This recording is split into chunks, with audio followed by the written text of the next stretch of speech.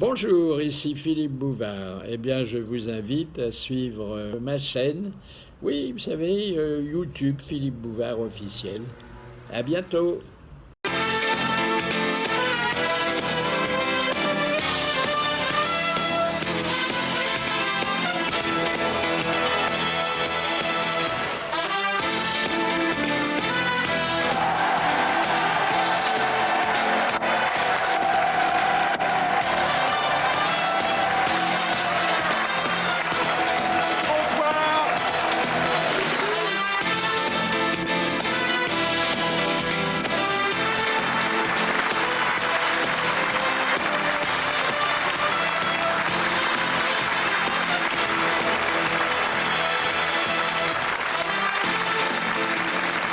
Bonsoir mesdames, bonsoir messieurs.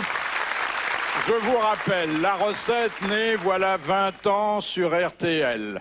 Recruter des artistes pouvant se prendre au sérieux, leur faire boire champagne, vin, whisky et canettes jusqu'à ce qu'ils oublient qu'ils sont de grandes vedettes, mélanger les gros, les maigres et les furieux.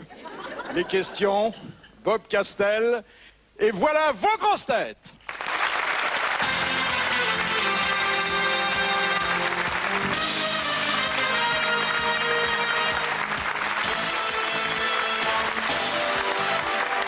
Il est remonté sur scène avec Mamie Sardou par amour du théâtre et par goût de l'énorme, pour prendre de l'exercice, pour faire taire les jaloux, heureux de se réveiller quand les autres s'endorment. Philippe Castelli. Bravo!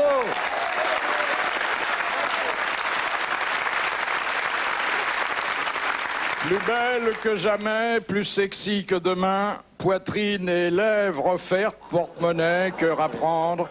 Elle attend, impatiente, gros cochon, petit malin, amateur d'argenterie et cartographe du tendre, Evelyne Leclerc.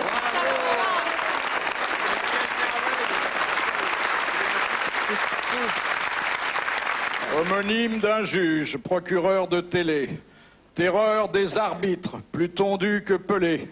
Il a pris sa culture dans les commodités où il attend ceux qui vont l'interviewer. Thierry Roland. Bravo! Bravo! Elle est la plus bavarde de la bande à Bouvard, capable de parler toute seule à son chien, de se montrer plus diserte que les pires bavards, car n'ayant rien à dire et le disant très bien. Dari Boudboul. Bravo!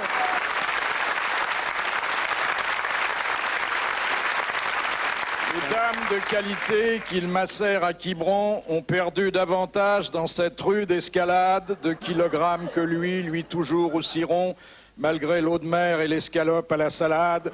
Carlos.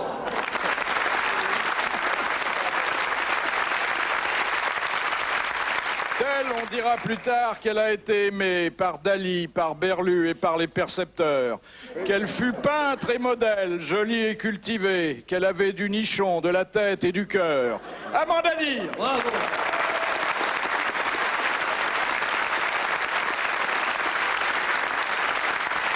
Il est venu de chez lui comme les bourgeois de Calais avec la corde au cou, tout nu sous la chemise, se moquant aussi bien des Belges que des Français, car tous dans le même sac et sa fière devise.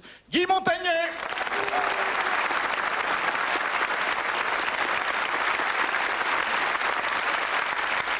Ses aïeux naviguaient avec Godefroy de Bouillon.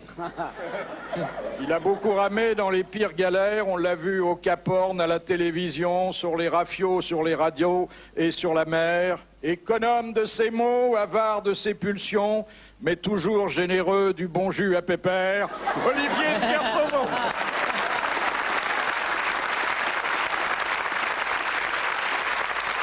Les dames ont envie de le prendre sur leurs genoux, de talquer son crâne nu, d'agacer ses fossettes, de se montrer à la fois sœur, amante et nounou, en pressant ses purées, en rinçant ses calfouettes.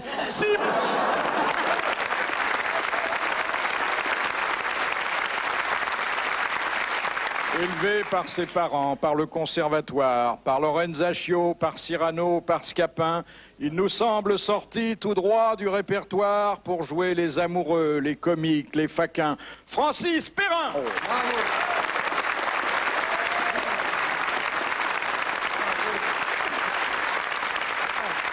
Il est venu de l'autre côté de la mer avec un beau bateau et des petits you-you.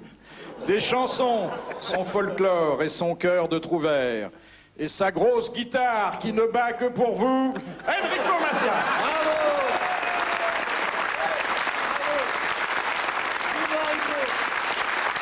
Et maintenant, mesdames, messieurs, que vos grosses têtes commencent.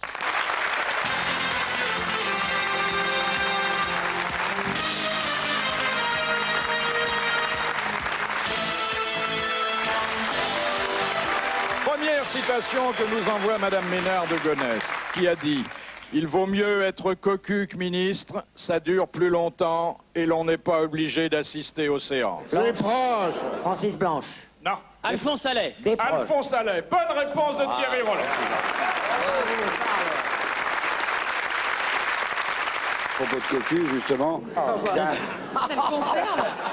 C'est Georges et Solange, qui ont décidé d'aller choisir dans un grand magasin une armoire. Alors bon, ils se la font livrer, bien sûr. Et puis Solange est toute seule à la maison, pendant que Georges est parti au bureau. Et arrive le livreur. Ding dong, bonjour madame, j'arrive avec l'armoire à monter en kit. Vlam, vous me signez là.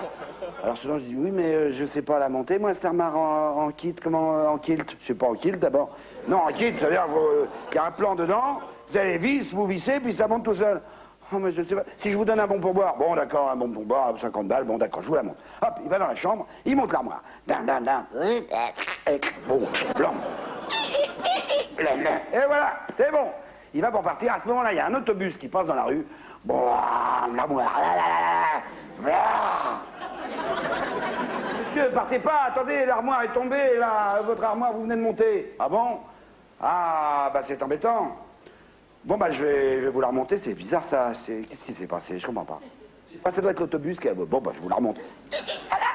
Blond, ça, non, ça va. Ça va bien, au revoir madame, c'était très bien, au revoir. Un autre bus passe dans la rue. Bon bah non, c'est pas possible, vous n'allez pas laisser cette armoire comme ça, dans cet état-là. Je suis très ennuyé, là. Bon, écoutez, on va pas passer 3 heures là-dessus. Je vais remonter l'armoire, et puis je vais entrer à l'intérieur. Je vais attendre qu'un autobus passe, et là, je vais bien voir ce qui ne va pas. Ah, c'est pas bête, ça. Oui, oui, d'accord. Alors, le mec remonte l'armoire. Il se met dedans.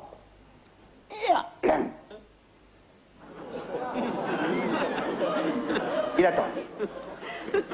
À ce moment-là, le mari de Solange, Georges, ma chérie, ça va? Oui? Ah, écoute, justement, vient d'arriver l'armoire.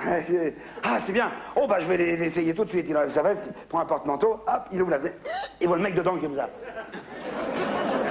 Qu'est-ce que vous faites là, vous? Vous allez pas me croire, monsieur. J'attends l'autobus.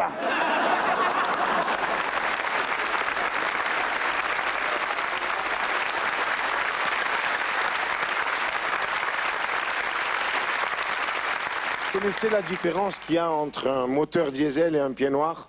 Non. Il n'y en a pas. Tous les deux, ils font pop, pop, pop, pop, pop, pop.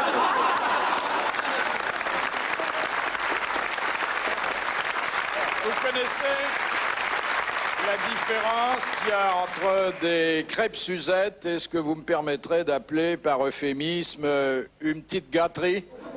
Non. Eh bien, il n'y en a pas, parce qu'à la maison, j'ai ni l'une ni l'autre.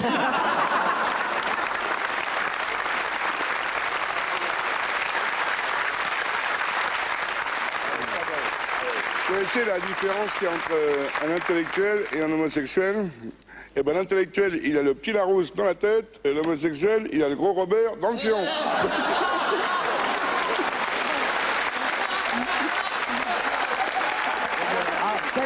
Celle-là, je la marque pas. Je voudrais souligner quand même que compte tenu de la franchise un peu abrupte de Carlos, cette situation équivoque a été aujourd'hui traitée avec une grande pudeur. Absolument. Deuxième citation que nous devons à Madame Coudert de Fontenay, qui a dit « Il n'y a pas que les travestis qui ont une queue, un cul et une jupe, les casseroles aussi Frédéric Dard. Francis Blanche, Frédéric Pierre Dac. Pierre Doris. » C'est quelqu'un que nous connaissons, qui n'est pas des nôtres ce soir, encore il l'a été. Jacques Martin. Jean-Pierre Patrick Coff. Sébastien. Jean-Pierre Coff, exactement. Bonne réponse d'Amanda Lear. Oh, dites donc, Enrico, vous êtes bien sombre, là, vous avez votre mauvaise tête. J'imitais simplement le Parisien moyen, comme on le voit dans la rue, dans le métro ou dans le train. Je plaisante pas, moi, c'est sérieux. Le rire est en danger. Le français fait la gueule, ça se dit à l'étranger. Pourtant, moi, je sais bien qu'on demande qu'à rigoler. Et pour le faire savoir, j'ai 2 ou 3 idées. Qu'importe le moyen, du moment qu'on se marre. Car le rire est un droit, mieux encore, un devoir. Quand arrive un ricain, un chinois ou un jap, on trouve tout de suite un truc qui les épate. À peine débarqué, le cadeau du douanier, un portrait de Montagnier avec son ami Roger, des haut-parleurs hurlant dans toute l'aérogare, dans toutes les langues. C'est à boire, c'est à boire, c'est à boire. Et dans les TGV, les Japonais hilarent, leur apprendre.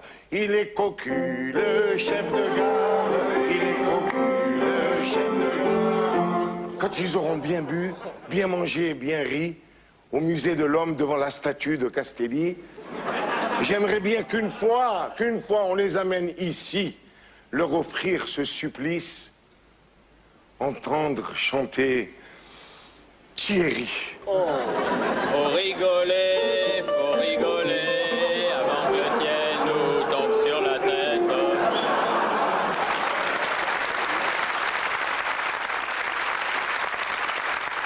Question de Monsieur Félix de Poitiers. Il y a 1 million d'années apparu l'Homo erectus. Pourquoi l'a-t-on appelé ainsi? Parce qu'il se tenait marchait, debout. il marchait sur les Alors deux qu'avant, jambes. il marchait à 4 Elle pattes. était Jean forte, Barrière. c'était à 4 pattes. Exactement, ça n'est Voilà. pas, comme a dit Amanda, parce qu'il était en forme, c'est parce que, comme l'a dit Evelyne Leclerc, il était le premier à pouvoir se tenir droit. Bonne réponse d'Evelyne Leclerc.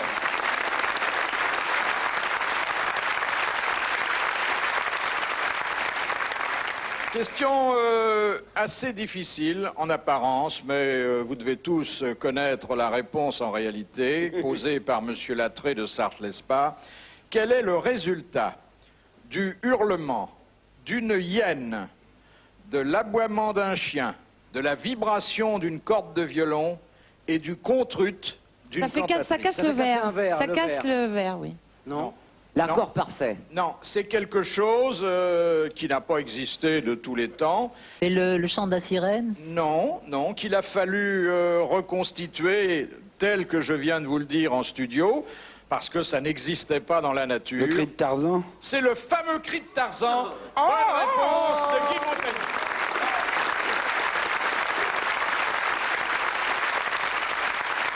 Question de Monsieur Bontemps d'Étampes. Selon les statistiques des assureurs, quels sont les bâtiments qui sont le moins souvent touchés par un Caserne incendie? de pompiers. Oui, les casernes de pompiers. Bonne réponse de quelqu'un qui les a souvent visitées Tous les week-ends. et qui a souvent caressé ce corps d'élite. J'ai vu faire les sorties de caserne de pompiers. Ah oui? C'est plus les maternelles maintenant. Si t'as vu, c'était à l'époque où il voyait, donc tu devais avoir 12 ans. Hein, Eh bien justement, cher monsieur Castelli, où en est votre carrière d'acteur? Je viens de refuser le malade imaginaire. Parce que, dit-on, le rôle ne porte pas bonheur. Et parce que j'avais peur que mon souffle et mes glaires indisposent sévèrement mes derniers spectateurs. Je préfère de beaucoup jouer avec mes mères, plutôt qu'avec des monstres qui seraient plus sacrés. La Sardou est gentille avec son vieux pépère. Si jamais, avec elle, je perdais mon dentier, elle me le rendrait dans un fougueux baiser.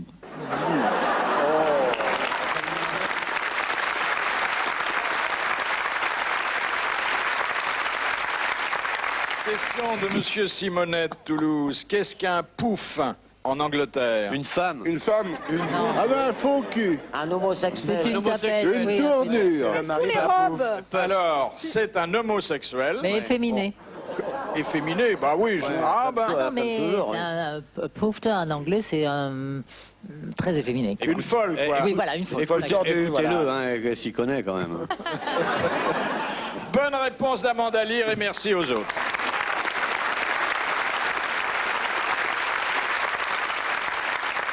Question de Monsieur Jolibois de Granville. La première attraction du cirque Barnum fut une vieille négresse que l'on promena à travers les États-Unis. La nourrice de George Washington. Oui, et on la présentait, Voilà. mais l'histoire ne dit pas C'est tout. si c'était vrai. Elle s'appelle Nourrice Joyce. de George Washington. Bonne réponse de Francis Perrin. Voilà, et puis c'est un moment très gai que nous allons vivre ensemble, puisque c'est le moment devenu rituel de décerner aux grands gagnants de notre concours d'histoire drôle des lauriers justement mérités. Justement mérités parce qu'ils sont des dizaines de milliers à briguer la même timbale, qu'il n'y en a qu'une chaque mois, et que c'est une timbale qui est constituée, vous le savez, par 20 000 francs que Téléstar et TF1 offrent aux gagnants, par une présence d'invités d'honneur parmi vous et par un abonnement d'1 an à Téléstar. Alors voilà l'heureux gagnant, vous allez l'applaudir et puis je vais vous le présenter. Bravo.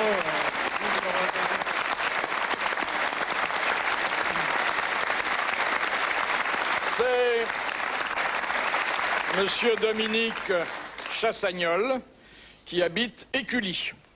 Voilà, il a 40 ans. Il cherche actuellement un poste de commercial. Profitez-en, monsieur, c'est l'occasion.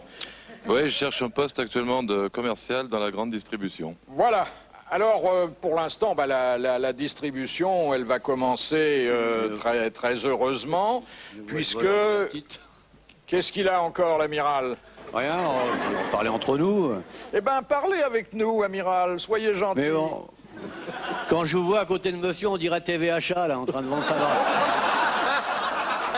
On dirait Belmar rajeuni en train de vendre un produit, alors que ce jeune homme est charmant.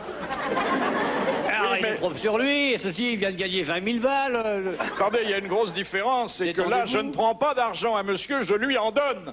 Ça, c'est miraculeux, alors. Alors, monsieur, vous connaissez notre Et méfiez-vous cadeau. s'il vous donne de l'argent, hein. Oh, N'allez pas dans la loge avec lui. d'accord, ok. Vous connaissez, monsieur, ce cadeau qui s'ajoute à Ce tout très beau cadeau, tu dois dans ton texte, t'as sauté une ligne encore. Ah, il a vieilli, Belmar. Ce très beau cadeau, monsieur, que vous offre le magnifique journal et la chaîne magnifique où qu'on parle. Enfin, voyons. Enrico, on va lui donner des vitamines, là. C'est vous, votre truc. Comment voulez-vous qu'il continue à payer les 20 000 balles? De l'enthousiasme, Philippe. C'est là, il a sa petite crise, mais dans le fond, c'est un très bon garçon. Oui, c'est cela. Oui. Pas de problème, je le connais un peu par ses livres d'ailleurs. Ah bon, on en parlera tout à l'heure. Je vois que monsieur... Monsieur est cultivé, alors. Monsieur... On essaye. Monsieur n'est pas cultivé, étant donné le tirage des livres de l'amiral, il est érudit. C'est quoi la différence, Philippe? C'est que l'auteur a plus de talent, mais que ses livres sont moins vendus. J'ai rien compris. Alors, le cadeau en Le très beau cadeau. Assise, Fifi. Il t'a pas l'air convaincant du tout. T'es là. Le cadeau, le très beau cadeau. Sois vivant, Philippe. Ce cadeau, amiral, vous Ce saurez... très beau cadeau, pas ce cadeau, bordel de merde. Ce très beau cadeau. Très beau cadeau. Tu mets ça dans ta petite tête, ce très beau cadeau. Fais un effort. T'as ton public qui te regarde. C'est une émission importante. Ta vie en dépend. Ton économie aussi. Alors, réfléchis. Ton très beau cadeau.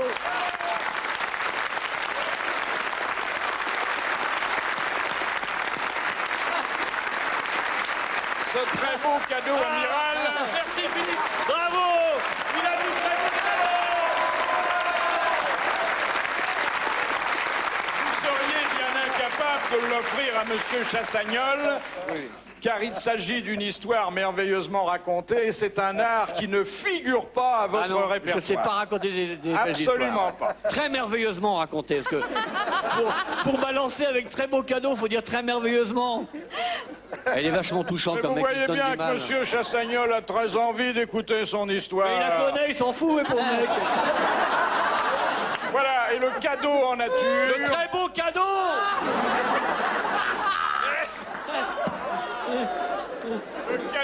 Le très beau cadeau.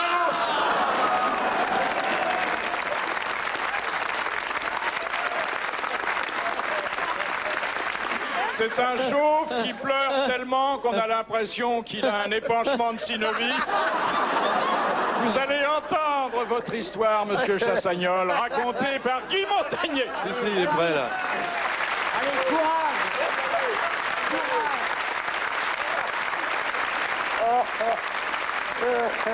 Je peux pas. Ah, il est magique. Ah. Bon, alors c'est donc un représentant de commerce, c'est Gérard.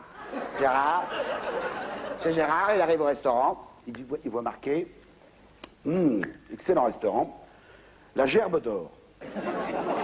Bon signe pour un restaurant qui s'appelle la Gerbe d'Or, général.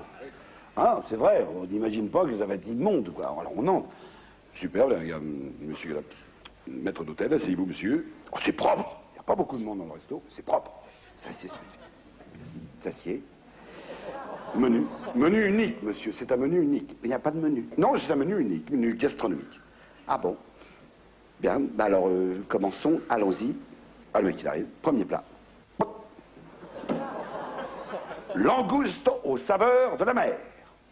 La langouste, tu as une crevette grosse comme ça. C'est une langouste, là? Oui. Elle est petite comme langouste. C'est petit. Oui, mais c'est de la langouste qui n'a pas été engraissée. C'est de la langouste naturelle, monsieur. Ah, elle n'a pas été engraissée du tout, alors, la langouste. Tu vois, la crevette, elle est là. Alors, les saveurs de la mer, je te dis pas, c'est un fond de poisson, un jus. C'est une giclée de... On dirait un pet de mouche. Bon, alors, il mange vite, parce que c'est pas long à manger, hein. Oh. C'est bien. Après, qu'est-ce qu'il y a après? Après, il y a le plat principal, monsieur. C'est un cuisseau double de caille aux saveurs du jardin. Cuisseau double de caille. Tu as deux pauvres cuisses de caille de merde. Même pas de barésie ni de porte-jartel dessus, rien. Il y a deux petits pois et un haricot. C'est ça. Ce sont les saveurs du jardin. Ah, je croyais que c'était le sexe de la caille, parce qu'il y a deux petits pois haricots. Non, je rigole. Et il mange ça rapidos. Et le dessert, tu passes un petit machin comme ça avec une cerise. Bon. Oh, il y a tout petit truc. Ah, il mange. On peut avoir un café? Bien sûr, monsieur. Hop, un dé à coudre avec le café. Oh, moi, je vous dois 600 francs, monsieur. Bon, bah vous m'apportez donc, bah oui, alors bon, je vois ma carte bleue. Vous pouvez m'apporter un timbre-poste, s'il vous plaît, monsieur. Un timbre-poste, pourquoi faire, monsieur? Oh, bah écoutez, c'est vrai, vous les gars. Quand j'ai bien mangé comme ça, j'aime bien avoir un peu de lecture.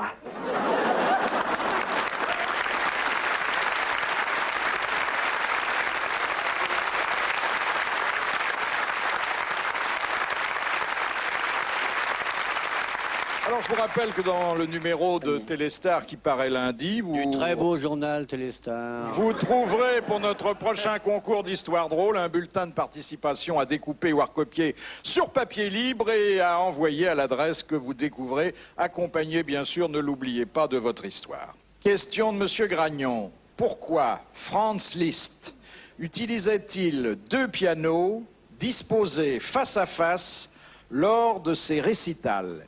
Et pendant la soirée, il allait de l'un à l'autre piano. Pendant ce temps-là, on réaccordait l'autre. Non, c'était pour le public. On était lui, le Il faisait voir. son jogging.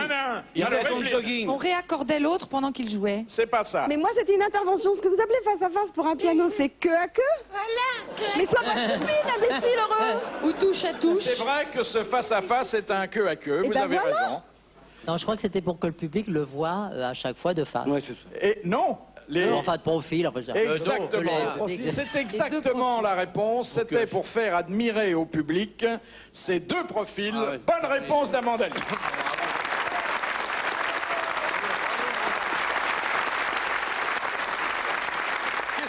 Monsieur Stoffel de Pinet. Quelle catégorie de femmes se rend au Père-Lachaise afin de caresser le sexe en bronze de la statue de Victor Noir? Celles qui veulent des enfants? Oui, exactement. C'est les T'as femmes fait ça, stériles. Bonne réponse d'Evelyne Leclerc.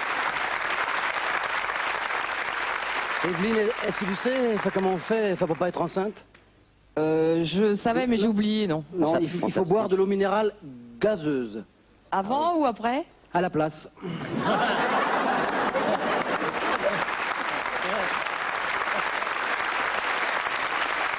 Question de Madame Caron de vos jours. Qu'est-ce qu'on appelle en Angleterre le strecking? C'est ce jeu de se mettre tout nu en public. Gymnastique. La gymnastique. Non, C'est une tout nu, en public, devant un commissariat. Attendez, laissez parler l'amiral. Vous mettez à poil et brutalement vous surgissez dans la foule devant un commissariat au milieu d'une place et vous courez à poil, voilà, c'est tout. Et quelle est la finalité? La finalité, c'est créer l'étonnement chez les gens qui n'ont pas l'habitude et montrer une anatomie à des curieux. Voilà. Et on finit généralement au poste de police. Au poste de police, où on vous rhabille. Attentat à la pudeur. Qui ont fait ça dans un stade. Ça s'est beaucoup fait à une époque, mais ça se fait de moins en moins. Hein. Et pourquoi font-ils ça? Pour protester? Et en Angleterre, vous voulez faire quoi le dimanche? C'est vrai. C'est vrai. Il y a un mot en français, quand on s'étire, ça s'appelle comment? Ça ressemble? Stretching. Ah ben voilà, je confondais. D'ailleurs, c'est français, stretching. Ça. Oui, c'est français, stretching. Ça vient du verbe to stretch, qui est un vieux verbe auvergnat. C'est qu'en Auvergne, il y a des vaches. Alors, les vaches sont assez grosses, donc pour traire la vache, je suis obligé de tendre le bras beaucoup. D'où stretcher, s'étendre. Parce que... Bon, écoutez, l'amiral vous aime beaucoup. Seulement, bon, Ouais, il est... cassez pas les couilles, quoi, voilà, c'est ça. On fait un petit raccourci, là, Il faudrait tranquille, que hein, t'en on va aies pas déjà. discuter, hein. Faut déjà que t'en aies pour les casser. Hein. Ouais, tu les as dans le bec, qu'est-ce qu'on en bavarde.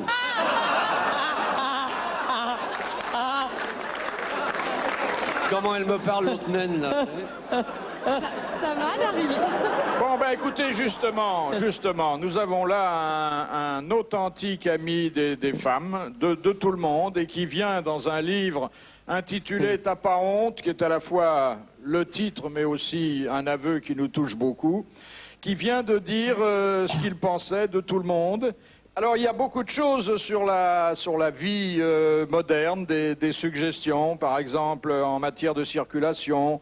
Vous dites, pour diminuer les encombrements, il suffirait de faire rouler les voitures à droite et les camions à gauche. Ouais, c'est pas si stupide que ça, non? Oui, enfin, faut voir ce que ça donnerait dans la vie quotidienne. Alors ça intéresse toujours les usagers de la route. Les alcooliques tuent sur les routes. Il faut supprimer les routes. Ah oui. Et enfin, cette belle formule sur la ceinture de sécurité. La ceinture de sécurité a été inventée pour que le blessé ne puisse pas s'échapper avant l'alcotest.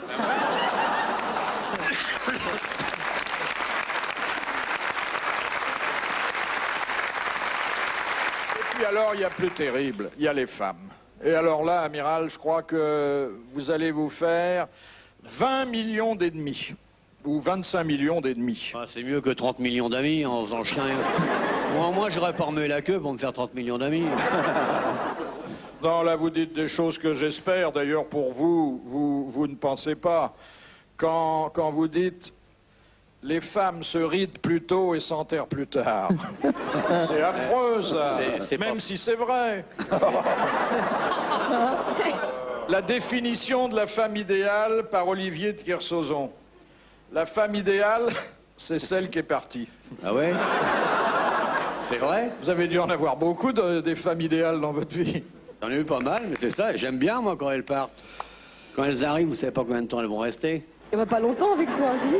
Ça dépend, le temps de les gaver. C'est quoi ta moyenne en général? C'est quoi? 13 minutes. Espérance. Là, il dit quelque chose sur sa sexualité qui est terrible, mais en même temps, qui certainement ravira ses admiratrices. Il dit... C'est très émouvant de s'entendre Parle de la taille? Non. C'est émouvant de s'entendre lire par une des plus belles voix de France et par un des hommes les plus cultivés que je connaisse, que j'admire, que je respecte. Même s'il fait 1m30, il a un costume qu'il a acheté au nain bleu et une moumoute acrylique. Moi, ça me touche vachement de voir que vous avez porté de l'intérêt à cet écrit, mon cher Philippe. Le sexe, avez-vous dit, c'est comme un train, une fois lancé, c'est dur de l'arrêter. C'est vrai. C'est vrai. Il déraille jamais, le vôtre? Parfois, mais pas chez vous. Voilà, merci à l'amiral.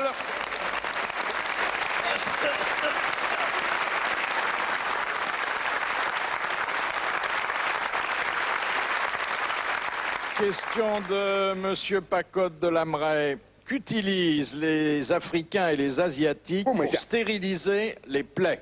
Une pelle. Pipi, là, du pipi, du tabac, du pipi de l'urine, du pipi de zébus, là. Crème tabac, des cigarettes. Des toiles Un beurre d'araignée. spécial. De l'urine d'avion. Des larmes. Fumier. C'est une technique très ancienne qu'on vient de redécouvrir aujourd'hui et qui, paraît-il, donne des De la résultats bave de chien. extraordinaires. Chien. À la fois, Elle a dit le pipi de chien. à la fois pour la stérilisation des plaies, mais aussi pour la cicatrisation. Est-ce que c'est végétal? Non, c'est pas végétal. C'est humain. Minéral. Animal. C'est dans le C'est corps. animal. De la limace écrasée. Alors, ça n'est pas une limace, ça n'est pas écrasé. C'est un escargot. Des asticots. Un ver de terre. Alors exactement, ce sont des vers de terre, des asticots qui sont déposés sur les plaies. C'est donc pas un spectacle très ragoûtant, mais paraît-il, leur action est extrêmement efficace. Bonne réponse de Guy Montagnier et de Philippe Castelli. Bravo.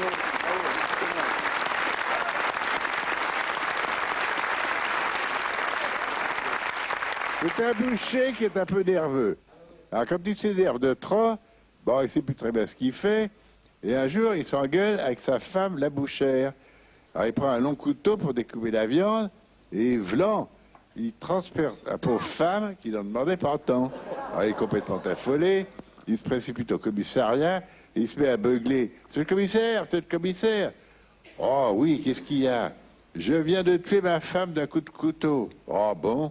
Ça s'est passé à quelle heure ? » À 5 heures ce matin.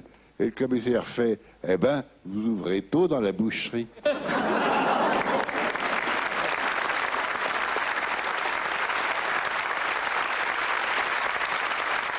Madame Cambet de Fontainebleau, à quoi reconnaît-on une religieuse quand elle est en civil? Quand elle fait des pets de nonnes. Non, mais parce qu'en civil, elles ont toujours une petite croix. Elle garde sa coiffe. Non, non, elle n'a rien du tout. Aucun signe vestimentaire distinctif, mais pourtant un observateur attentif, et vous en faites partie. Elle a juste une petite croix. Non, non. Elle a quelque chose que la plupart des gens portent, mais elle ne le porte pas tout à fait de la même façon. Un sac. Un revolver. Un parapluie. Le soutien-gorge. Ce qui doit faciliter son identification. Ah, c'est la bague à droite au lieu qu'elle soit à gauche. Exactement. Elle porte une alliance à droite avec Jésus, la femme parce de qu'elle est Jésus. mariée avec Jésus. Bonne réponse du révérend Sim.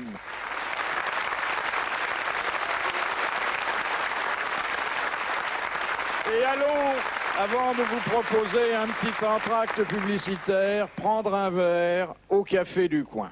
Oh, Francis. Oh non, non, non, mais regarde. Regarde ta petite femme avec le coiffeur pied noir, là. Ah non, non. Ah bah, ça qui te marre. Mais regarde, elle a vachement l'air de lui plaire. C'est pas vrai, ça te fait marrer, ça. Mais regarde, là, ils se tiennent par la main, là. Pas possible. Ah bah dis donc, il y a longtemps que je l'ai pas vue, elle a vachement grossi, hein. Eh, tu vas pas me dire qu'elle est encore enceinte, vous avez 8 enfants. Ah bon, ça te fait rire. 10 mômes. Eh ben dis donc, c'est une vraie mère lapine, hein. Ah non, mais arrête. Mais regarde. Eh, dis donc, il y a longtemps que tu l'as pas épilé. Hein? Oh, non mais, Francis, mais regarde, ils s'embrassent. Non mais regarde, regarde. Et ça te fait marrer, ça. Ça te fait marrer. Hein? Ah, je sais bien qu'il faut bien que jeunesse se passe. Oh non, mais écoute, mais regarde-les, fais quelque chose. Ils sont en train de s'embrasser, là. Fais quelque chose, elle te trompe devant toi et tu fais rien. Oh, fou. Oh, ça va pas, non? Qu'est-ce qu'il y a? En toi. Ah non, non. Toi. T'es fou. Quoi, viens, non. Ah non, non, arrête pas dans la boue.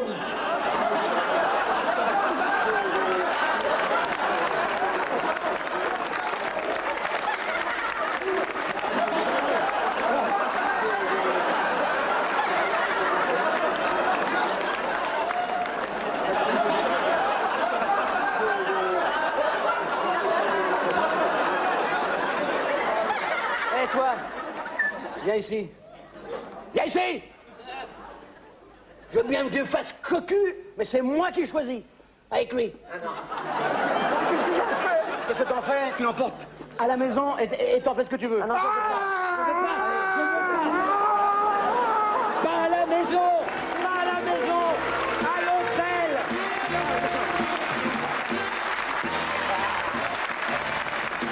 Et rendez-vous dans quelques instants pour la suite des grosses têtes.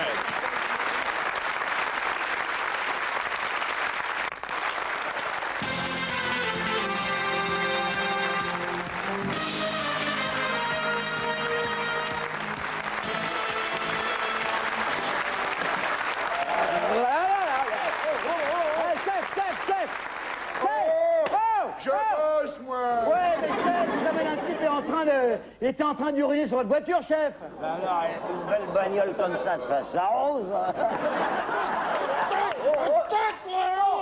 Tu te tais, toi! Ferme ta gueule, toi! Non, chef, enfin. Il était en train d'uriner sur votre 16 soupape, chef! Je pouvais pas deviner, moi.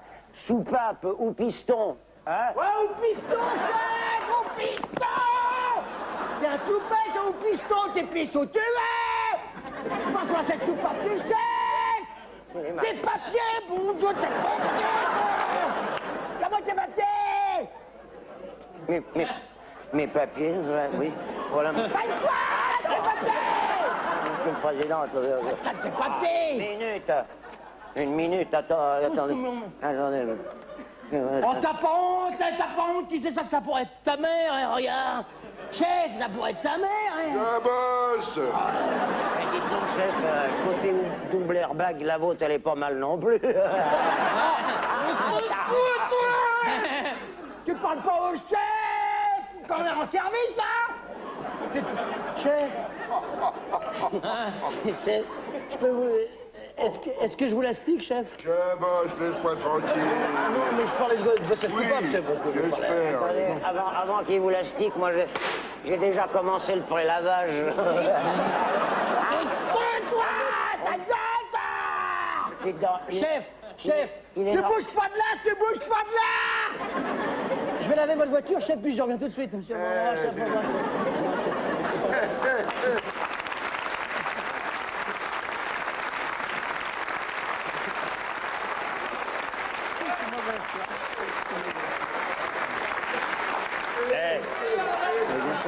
Chef, oh, j'en ai un petit coup, attention, ça c'est du sens unique. Attendez, c'est du sens unique et un peu agressif, mais il n'y a rien de tel pour oublier les conneries du mec, là. Ah, bah ça, c'est Chef! Qu'est-ce que c'est? Alors ça, je vous amène une péripatata, une péripatétiti, une péripatété. Attendez, c'est pas une quoi, vous avez dit? C'est une péripatété. Non, c'est une pute. Oh ben, comme la beau, là, dis donc. Mais Un peu chef, respect pour les dames. La pute, elle racolait sur le capot de votre voiture, chef. Elle a presque rayé la peinture avec sa robe à paillettes, ses talons hauts. Oui, et alors? Et c'est défendu de s'asseoir pour bosser? Il est pas assis, lui, pour travailler?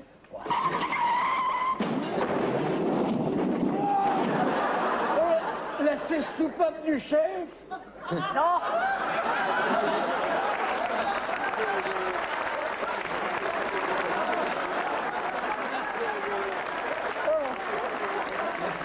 Bonjour, mon père.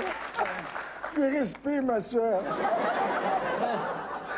Oh, qui sont ces deux merveilleux anges? Oh, mon Dieu, la soupape du chef. Vraiment. T'inquiète pas, mon fils. Dieu est avec toi, le pape, le rabbin, le marabout et tout le monde. T'inquiète pas. Chef, elle est fichue, votre voiture. Vous dites rien depuis le début. Pourquoi, chef? Mais je m'en fous. D'abord, c'est pas ma soupape, c'est celle de Philippe Bouvard.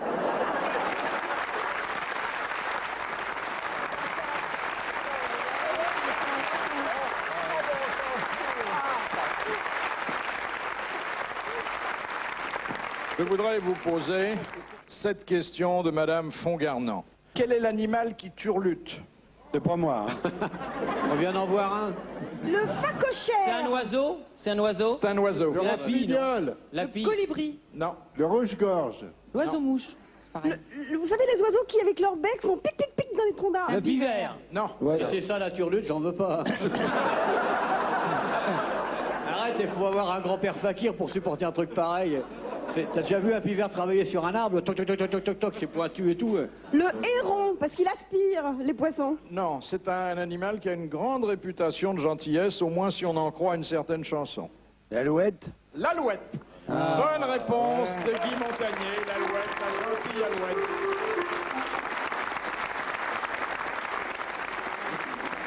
Non, c'est la luette qui turlute. Question de Monsieur Bâton de Neuilly. Quel est l'organe du corps qui est toujours en éveil? La queue. Dit par Castelli, c'est cerveau. surréaliste quand même.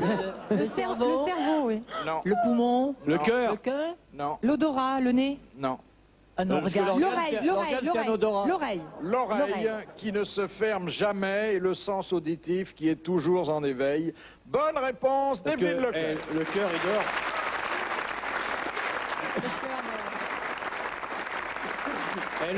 Le cœur, c'est un organe. Il s'arrête la nuit, le cœur. C'est connu. Le cœur, il voit sa montre, 8h moins le quart, il s'arrête. Il va se coucher, il se gratte les couilles, il met son pyjama, et tout. Un petit coup de brosse avant, et puis vous vous foutez de ma gueule ou quoi? Voilà.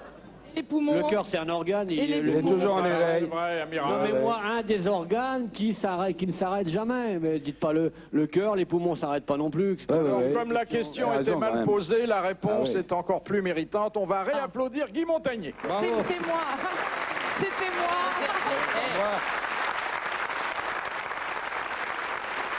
Je passe au cinéma et il y a un cheval qui est fou amoureux de sa jument. La jument, elle est belle, elle est magnifique, elle est pommelée, elle a des fossiles superbes, des beaux yeux.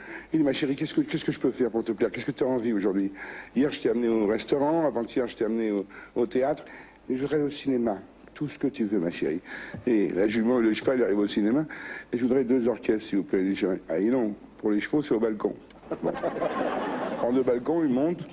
Et il s'assoit au premier rang du balcon. C'est pas bien fait pour les chevaux, c'est assez bizarre. Puis c'est un film d'amour magnifique. Et la jument, elle pleure, elle est heureuse. Et elle est là, tu es heureuse, ma chérie? Oh oui, mon amour. Il est content, il hennit de joie. Et tout d'un coup, la jument, il y a un truc terrible qui se passe dans le film. Il dit non, c'est pas vrai. Elle tombe sur l'orchestre. Le cheval se penche, il dit oh ma chérie, tu t'es pas fait mal, j'espère. Il tombe aussi sur l'orchestre. Et il y a un mec au premier rang en train de manger des cacahuètes. Il fait oh. C'est pas fini de jeter des chevaux là-haut?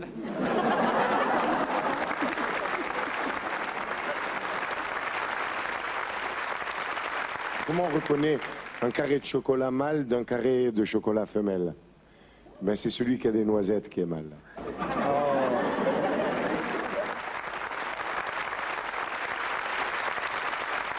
Question de Madame Sévère. Quel est le travail auquel se livrent les ouvrières d'une ruche sur leur reine qui rentre de son vol nuptial? La nettoie? Oui, qu'est-ce qui lui enlève? Les restes du vol nuptial? Oui. La zibounette. Le bon jus à Pépère le Bourdon? La zibounette du Bourdon. Il déborde du fion, alors elle la fond. C'est la zibounette du Bourdon, puisque la Bourdon l'a nature perdu. l'a ainsi fait qu'il laisse ses attributs sexuels dans le corps de son épouse, ce qui lui interdit par la suite toute vie sexuelle. Bonne réponse de Guy Montagnier.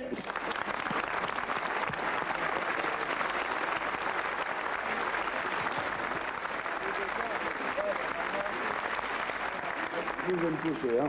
Non, vous n'allez pas vous coucher maintenant. Mais non, l'émission n'est pas finie. C'est pas moi qui vais me coucher, c'est Salomon Bénichou. Il va pas se coucher tout seul, Salomon Bénichou. Eh ben non, il va pas se coucher tout seul. Qu'est-ce que tu crois, mon fifi? Il va se coucher avec Madame Rebecca Bénichou. Rebecca, tu viens s'il te plaît, ma chérie. Salomon.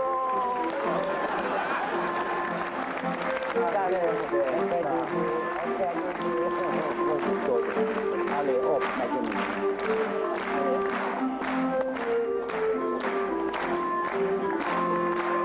Bonne nuit, ma chérie. chérie, couvre-toi, frappe pas froid. Bonne nuit, Voilà. Salomon.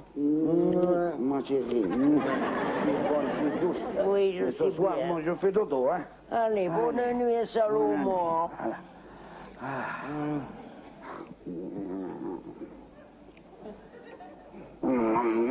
Arrête, Salomon. Mais arrête de bouger comme ça. Mais j'arrive pas à dormir. Ouais, tu vas me pourrir la nuit, là. T'arrives pas à dormir, ben, t'as qu'à compter les moutons. Des moutons à compter. Où tu vois des moutons, il n'y a rien à compter, il n'y a pas de moutons. Il n'y a pas de moutons, forcément. Mais t'imagines que t'es un berger, hein, t'as 1000 moutons. Et c'est Goldenberg qui te les a vendus, alors t'es pas sûr qu'il y en ait 1000. Hein. Alors tu les comptes, et puis avant d'arriver aux 1000 moutons, bah t'auras trouvé le sommeil, Salomon. Tu crois? Je suis persuadé. Bon, ben alors je vais compter les moutons. Allez, à Alors, demain, Salomon. bonne nuit, ma chérie. 3, 4. Oh, Salomon. Mais arrête de bouger comme ça. Mais j'arrive pas à me rendormir quand même. Parce que t'as compté les moutons. Mais oui, j'ai compté les moutons. Quand je suis arrivé à 1000 moutons, je dormais toujours pas. Alors qu'est-ce que j'ai fait? J'ai tendu les moutons. J'ai tendu les 1000 moutons, j'ai fait 1000 balles de laine, tu vois, avec les moutons. Et je dormais toujours pas. Alors j'ai filé la laine, j'ai fait des pelotes de laine, 1000 pelotes de laine. Et je dormais toujours pas. Alors qu'est-ce que j'ai fait avec la laine? J'ai tricoté 1000 manteaux de laine. 1000 manteaux de laine? Et avec tout ça, t'arrives pas à dormir? Mais Rebecca, comment tu veux que je dorme avec 1000 manteaux en stock dans le magasin?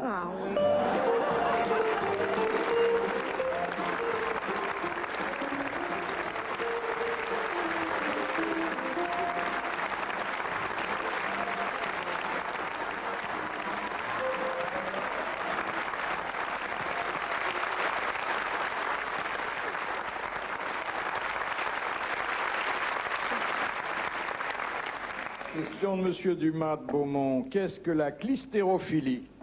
C'est les gens qui se font des lavements. Oui, alors expliquez, Amanda. Eh ben, un lavement, quoi, le clister. Un clister. Et on a découvert que ça faisait énormément de bien de se faire très souvent, en Californie, ils font ça beaucoup, des clisters parce que ça nettoie complètement toutes les bactéries et ça donne une belle peau. La méthode à 6000, lavement Voilà. facile. Et il y a des gens qui en font plein. Voilà, alors il faut quand même expliquer que la philie indique qu'on va un peu au-delà Voilà. du raisonnable. Des gens qui sont complètement addicts, comment on dit, intoxiqués, accrochés. Voilà, ils sont Accrochés accros au lavement. clister. Bonne réponse d'Amanda Lear.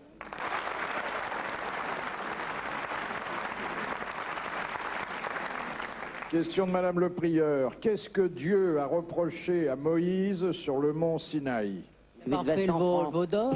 D'avoir laissé la voiture en double fil. D'avoir traversé la mer Rouge à pied au lieu de en brasse papillon. D'avoir, il y avait 15 commandements, il a pété une des plaques, il n'y en a plus que 10.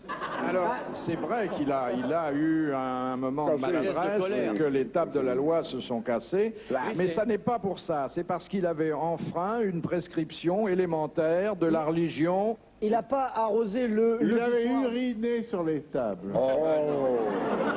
Il n'a pas arrosé le buisson ardent qui continue à cramer. Moïse vient de se marier. Ah, oh là là. Voilà. Oh Bon, là là. le Dieu a reçu un faire-part, c'était la moindre des choses. Un fax. Et Dieu s'avise que Moïse n'a pas satisfait à une des règles essentielles. Il n'a pas fait zizi pampo avec madame. Non. Il n'était pas circoncis. Il n'était pas bon, il a pas eu- circoncis. ah oui. Alors que la loi juive le prescrivait. Bonne réponse de Guy Montagnier.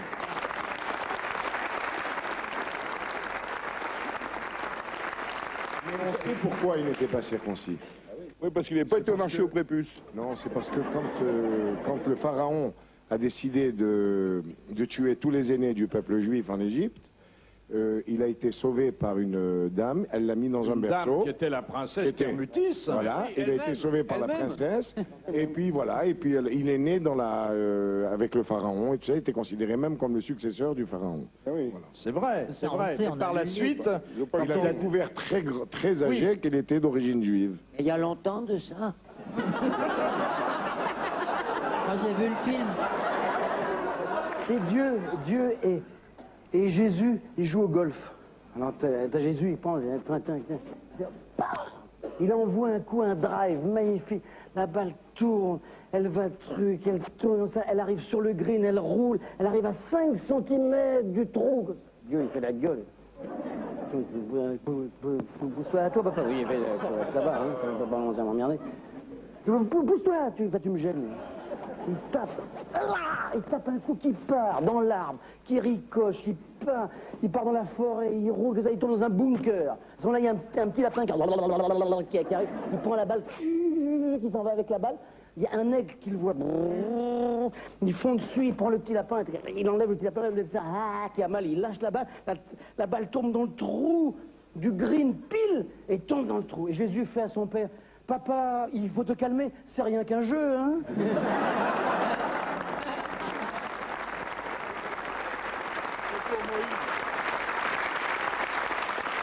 On parlait de Moïse à l'instant. Moïse, le peuple juif, les responsables du peuple juif, ils partent vers la terre promise. Les parents, ils ont laissé partir, ils arrivent devant la mer Rouge. Alors tout le monde est comme ça, regarde Moïse, qui est le sauveur. Il monte sur un petit monticule avec toute son équipe, son brain trust, et il dit: voilà, j'ai trouvé. Alors tout le peuple regarde comme ça, il dit: je vais faire ça. La mer Rouge va s'ouvrir. Il regarde comme ça. On va passer avec le peuple, m'en fous d'en perdre quelques-uns, mais passez. Moi, je passe le dernier, et quand les pharaons vont arriver au milieu de la mer Rouge qui sera ouverte, je fais ça, et ça va se refermer sur eux. Et on sera peinard. Merde, il y a un grand silence. Il y a son attaché de presse qui fait: Moïse, si tu fais ça, je t'ai 4 pages dans la Bible.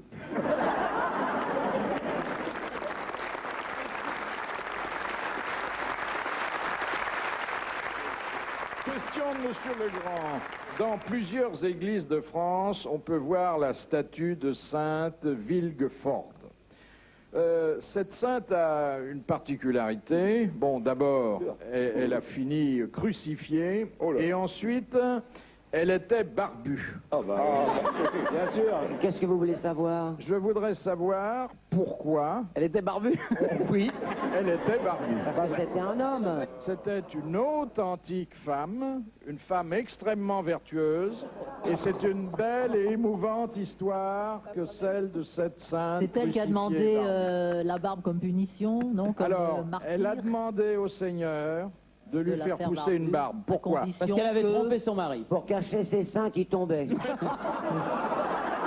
Il avait un double menton. Pour sauver une ville ou pour sauver... Pour sauver quelque chose, pour sauver quoi? Sa virginité. Sa virginité, exactement. Ah bah oui, elle était poursuivie par un odieux Oh là Seigneur. là là là. Elle avait la barbe entre les jambes, comme ça on pouvait pas y arriver.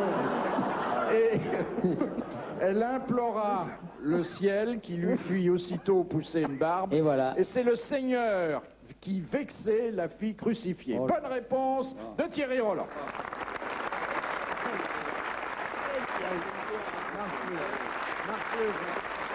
En parlant de barbe, il y a un type qui voit un coiffeur, chez Pérez, le roi des coiffeurs. Il était 7 heures du soir comme ça, et il avait besoin de se raser.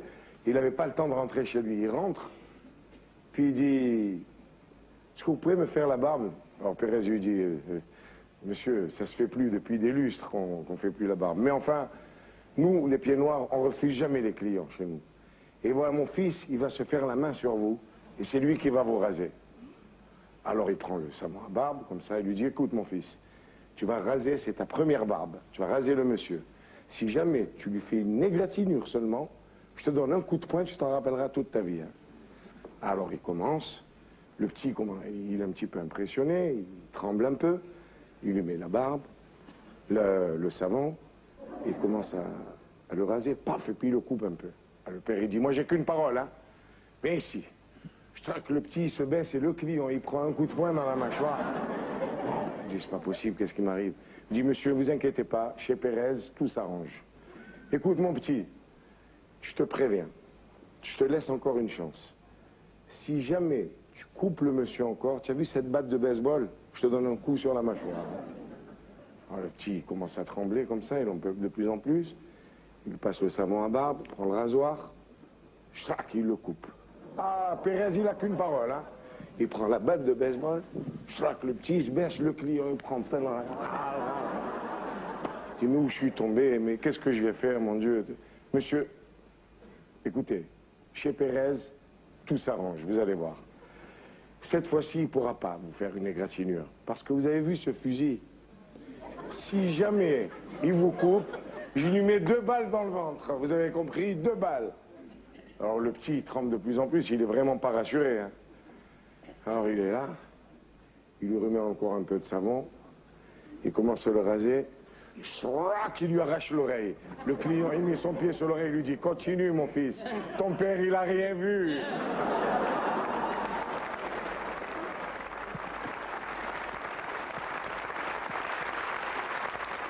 De Monsieur Salman de Paris. Que font les femmes 4 fois plus souvent que les hommes? La vaisselle. L'amour. L'amour. Toute seule? Elles pleurent 4 fois plus que les hommes. Et c'est pour ça d'ailleurs qu'elles n'ont pas d'ulcère, ou très rarement, car elles peuvent ainsi évacuer une partie de leur sensibilité. Bonne réponse de l'amiral.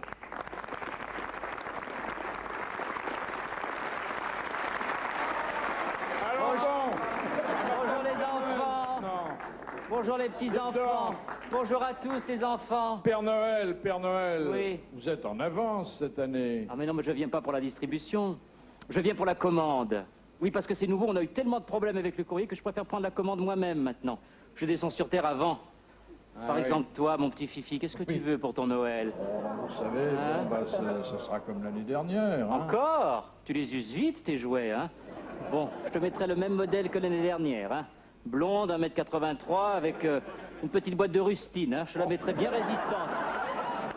Et puis dis donc, un jour, faudra me commander une vraie jeune fille. Parce qu'avec les poupées, tu risques pas d'avoir d'enfant. Alors, oh, je la reconnais, elle. C'est toi? Tu es la maman d'Evelyne Leclerc? Non? C'est moi, Evelyne Leclerc. Oh, c'est toi, je t'avais pas reconnu, mon petit pardon. Tu sais, c'est vrai, la dernière fois que je t'ai vu, tu n'étais pas plus large que ça. Alors, dis-moi, ma petite Evelyne. Salut, Père Noël. J'ai la barbe qui fout le camp. Alors, ma petite Evelyne, est-ce que tu as été sage, hein? Très. Tu n'as pas embêté ton petit frère et ta petite sœur? Non. Tu n'as pas tiré sur la queue du chat? Pas celle du chat, non. Oui, c'est bien. Qu'est-ce que tu veux pour ton Noël, alors? Venez, je vais vous dire à l'oreille. Ah, parce que... qu'est-ce que... Oh là là, c'est compliqué ça. Où est-ce que je vais trouver ça, Evelyne? Moi, va falloir que j'aille à Taïwan encore, hein? Ah, puis c'est pas pratique parce qu'imagine que ça se déclenche dans ma hotte. Je vais avoir la hotte vibrante, moi, non? Je préférais quand tu me commandais des fouets ou des menottes, j'avais ça en stock au moins. Amanda, ça va? Oui. Amanda, est-ce que tu as décoré ta maison pour Noël? Oh non, moi j'ai rien pour décorer, alors vraiment. Oh ben ça va s'arranger, écoute. Voilà déjà une belle guirlande. Ah. Tu trouveras bien une paire de boules chez toi quelque part. Ah. Bonsoir, Dada. Bonsoir, Dada.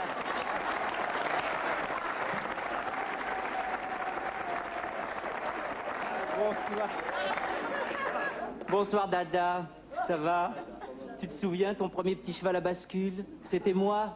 J'ai eu de l'intuition, hein. Mais ça, c'est à ta naissance. Quand j'ai vu ta taille, je me suis dit, celle-ci, elle fera jamais autre chose, hein. Petit cheval à bascule, tu te souviens? Qu'il est joli, le petit marin dans son costume. Viens sur mes genoux, faire une photo. là, le Père Noël de mes couilles, là. Viens sur mes genoux, faire une photo pour tes tirer parents. une, moi. Il est jaloux parce que j'ai une grosse hotte et pas lui. Monsieur Sim, est-ce que je peux vous serrer la main, monsieur Sim? Je veux bien, mais pourquoi? J'ai jamais gagné autant d'argent qu'avec vous. Hein?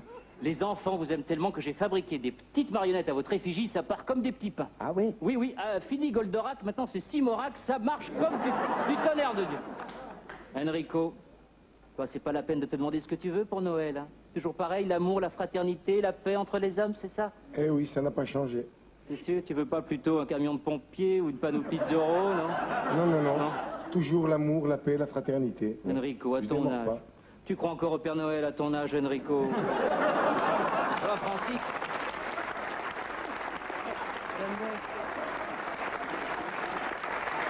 Ah, mon petit Francis, je suis pas content, hein. Qu'est-ce qu'il y a? Oh, écoute, tu manques de respect dans tes lettres. Moi? Oui, tu manques de respect. Chaque fois que tu m'écris, tu commences tes lettres par cher pépère nono. Non, hein.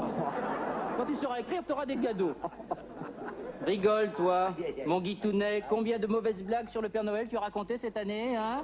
Tu le sais, j'entends tout, je vois tout, pas de cadeaux non plus. Viens voir, Carlos. Viens voir, mon petit Carlos. Oui, Père Noël. Oh, dis donc, ça vient, les poils blancs, hein? Oui. Allez, dans 2 ans, tu me remplaces. C'est bien. Thierry Roland. La lettre de Thierry Roland au Père Noël. Alors voilà ce qu'il m'écrit. Cher Papa Noël, peux-tu m'apporter pour mon Noël la direction du service des sports de TF1? Non, Thierry, tu confonds. Moi, c'est les cadeaux, pas les miracles. Castelli. Castelli. S'il vous plaît, Castelli, vous pourriez me rendre un service cette année? Évitez de mettre vos chaussures dans la cheminée, parce que moi, je peux pas descendre, hein. Après, j'ai mal au cœur sur le traîneau. Oh, ta gueule, hein. Oh, un peu de respect, un peu de respect, Castelli. Père Noël de mes deux. Au revoir. Et bon Noël à tous. Merci au Père Noël. Joyeux Noël.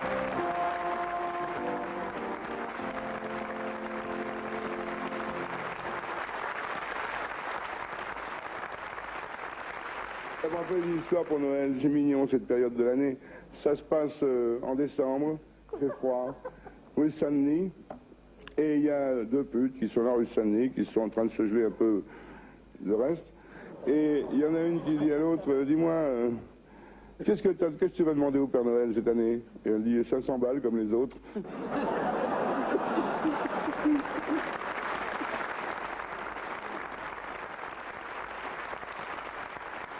Question de Monsieur Papagena. En France, qui sont les plus gros consommateurs de truffes? Les cochons. Les porcs. Il y a toujours un grand qui me rappelle.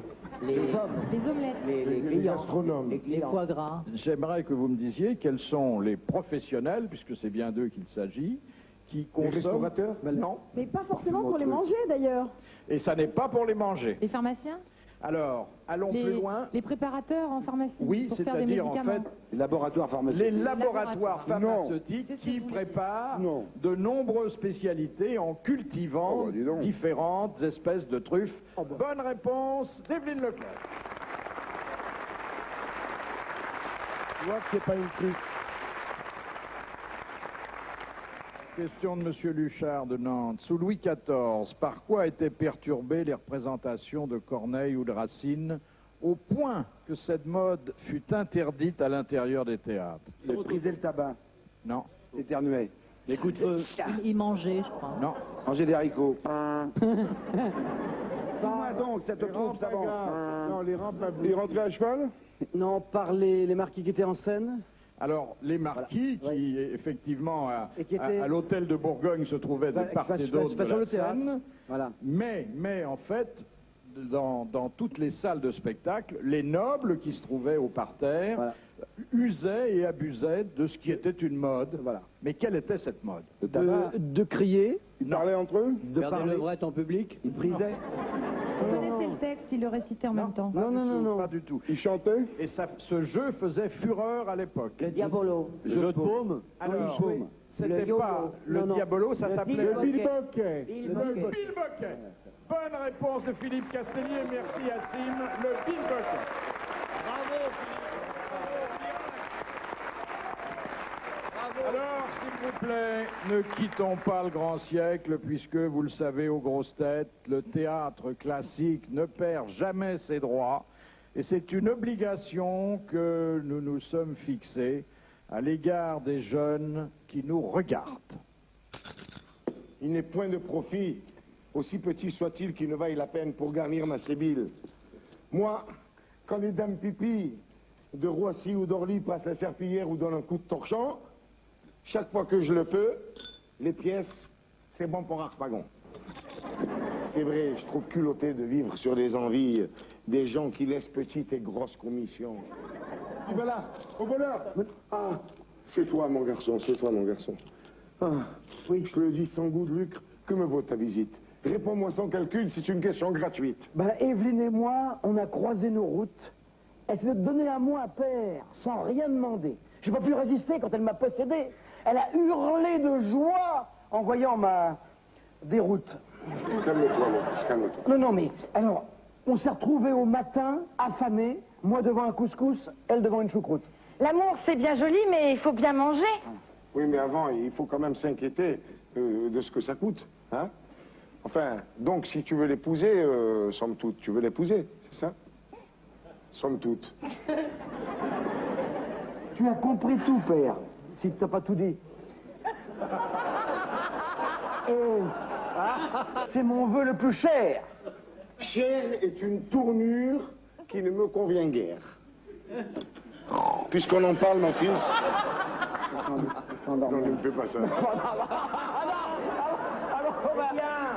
J'y arrive pas, je le connais pas. Non, mais reprends. On est entre amis, on a une heure d'avance. On reprend. Quoi que ça allait bien, là. Ouais, c'était renvolé, hein. C'était. Ça fait longtemps que je m'étais pas autant marré, moi, les mecs. Ça alors. On y va. Allez, oh. Oh. Qui va là? Au voleur.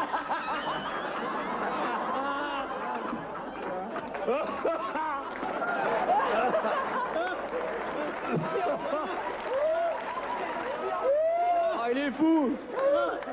Ah, c'est toi, mon garçon. Tu m'as pas reconnu, ça fait 3 fois. Je te le dis sans Luc. Que me vaut ta visite? Réponds-moi sans calcul. C'est une question gratuite. J'espère bien. Eh ben, Evelyne et moi, on a croisé nos routes. Elle s'est donnée à moi, père, sans rien demander. J'ai pas pu résister quand elle m'a possédé. Elle a hurlé sa joie. Ah! En voyant ma déroute. Et on s'est retrouvés au matin affamés, moi devant un couscous, elle devant une choucroute. Bah oui, hein, l'amour c'est bien joli, mais il faut manger aussi. Oui, mais avant, il faut quand même s'inquiéter de savoir combien que ça coûte, hein. Bon. Oui. Alors, c'est là. C'est là. C'est là. Non. Voilà. Là. Bon. Tu veux l'épouser, si je comprends bien. Sans doute. Oh oui.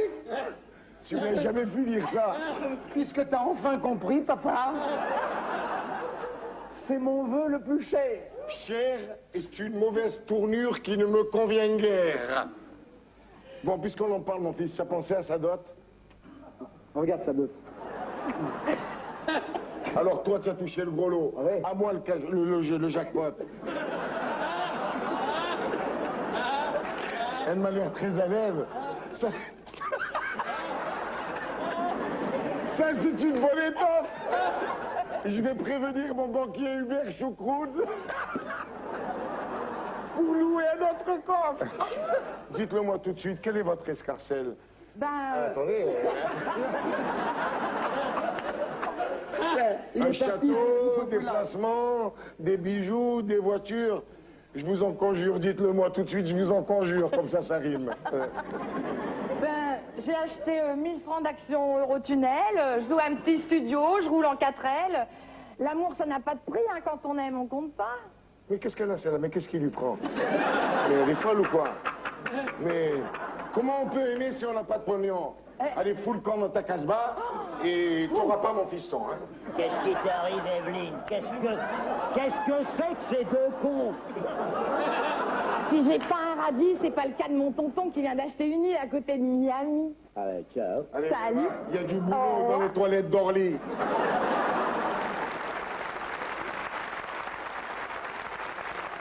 Merci. Pour retrouver vos grosses têtes, rendez-vous dans quelques minutes.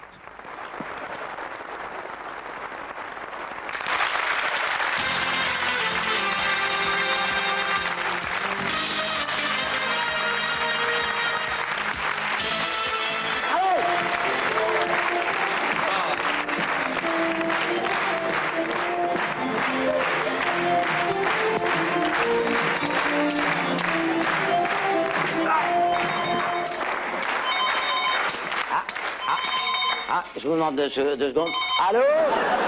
Allô? Ah oui, bonjour Monsieur Dumas. C'est Alexandre. Oui, ça, je vous comprends. Ah oui, ça serait très embêtant, mais qu'est-ce que vous voulez? Ah, mais évidemment, ça serait la tuile, hein. Ça serait une tuile énorme. Mais qu'est-ce qu'il veut? Eh bien, il a peur que je vous tue, Monsieur d'Artagnan. Il dit qu'il serait drôlement emmerdé pour écrire la suite des Trois Mousquetaires. Hein. Écoutez, moi, je suis quand même à la solde de Richelieu. Hein. C'est grâce à votre imagination. Hein. Bon, tant pis, je vais voir ce que je peux faire. Allez.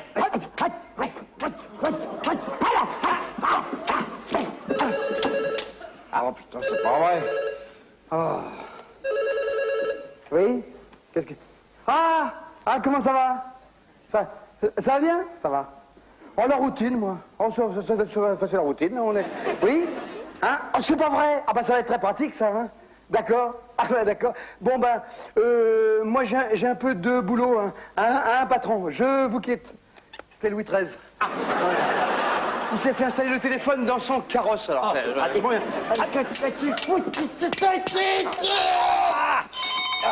je vous demande 2 secondes. Allô? La concierge? Ah, bah évidemment, j'ai laissé mon cheval en double fil.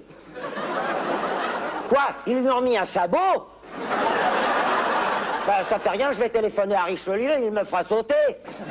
Allez, bon, allez, à tout à l'heure. Non, ah, c'est pas vrai. Allez, voilà.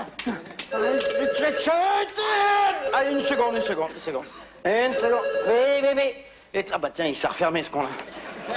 Ah, les trucs modernes, c'est derrière. Allons-y. Oui? Oh, ah, Constance. Madame Bonacieux. Ah, vous ferez la bise pour moi? Oui, ah bah oui, ça va être fait. Il te fait la bise? Oui. Oui, alors ma poulette, comment ça va? Ça va bien? À quelle heure je rentre? Ben, je suis en réunion, là, je rentrerai peut-être un peu tard, hein. On y va. Allez, oui.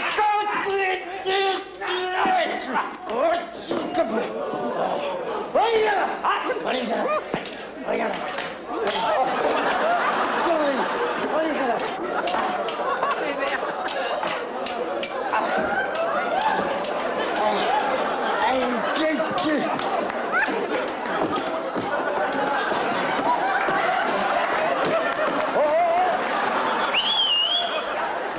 Vous n'êtes pas loin de mon épée?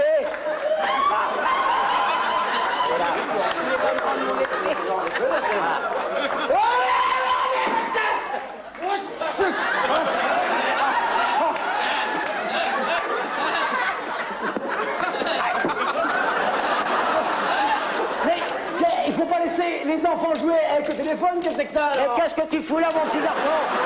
Tu peux pas les jouer au sport, non? Tu vois pas que tu gênes?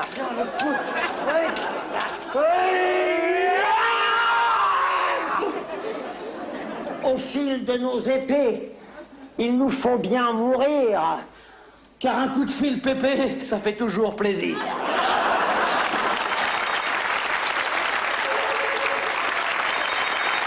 Il n'y a plus d'abonnés au numéro que vous avez demandé.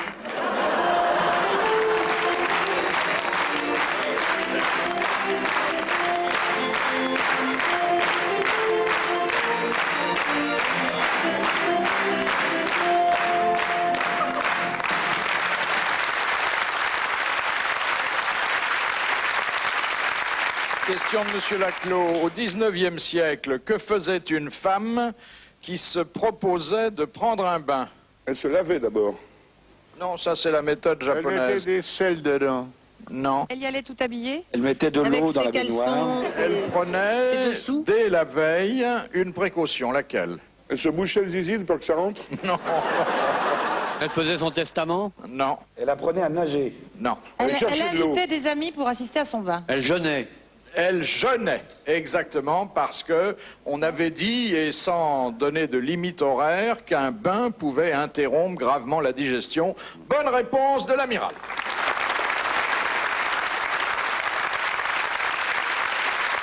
C'est une jeune fille qui va, une adolescente qui va à une boum, et puis elle croise sa mère dans l'entrée, et puis elle a une robe en mousseline très transparente et très très courte. Puis sa mère lui dit, mais enfin ma chérie, tu peux quand même pas aller comme ça à une boum, écoute, t'as pas de soutien-gorge, on voit tes seins. Oui alors, maman, est-ce que c'est conventionnel? Puis à ce moment-là, la fille fait tomber son sac, se baisse. Oh, mais en plus, t'as pas de culotte. Oh écoute maman, quand tu vas à un concert, tu mets pas des boules caisses.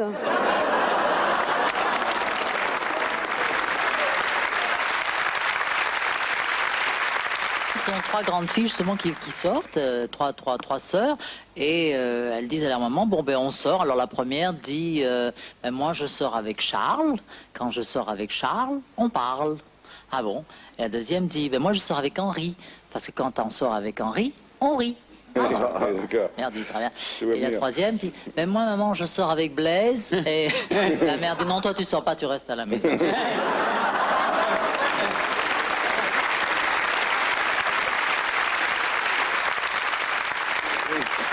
Son frère est sur avec Jules, non?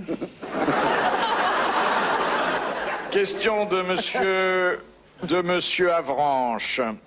Qui est l'auteur de cette maxime? Aimez-vous les uns sur les autres? Frédéric Dard. Non. Pierre Dac.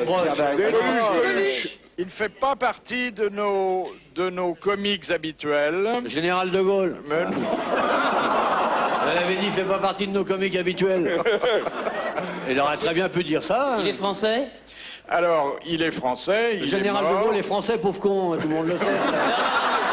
C'est pas lui. Mais c'est pas lui, attends, t'as pas entendu la réponse. Matin, il l'a dit. Putain, avec l'abruti football, arrête. Mais il l'a dit.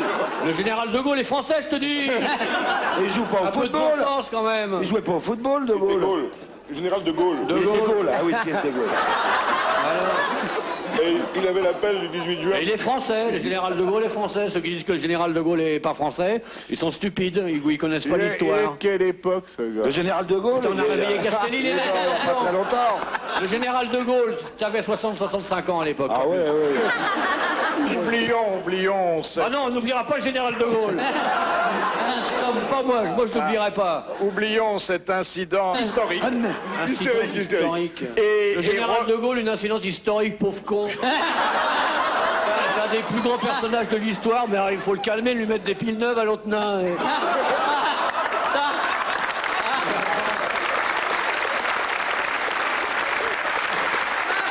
Je me demande si je n'ai pas introduit le diable dans cette émission. Ça y est, le général de Gaulle et le diable. La Libération, il a tout oublié, puis t'as introduit personne, et vieux pédé.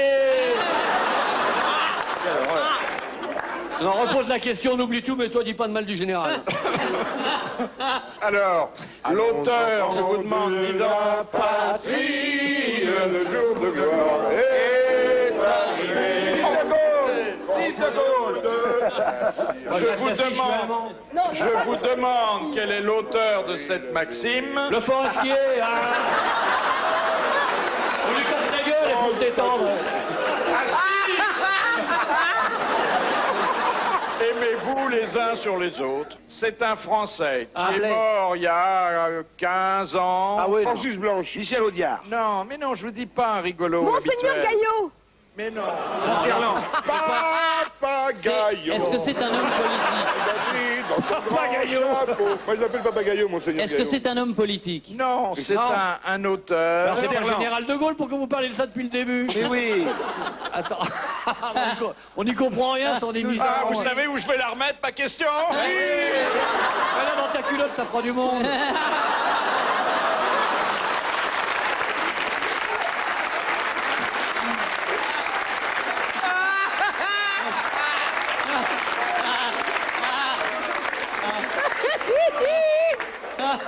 Bon, moi, je vais vous donner la réponse parce qu'il y en a marre.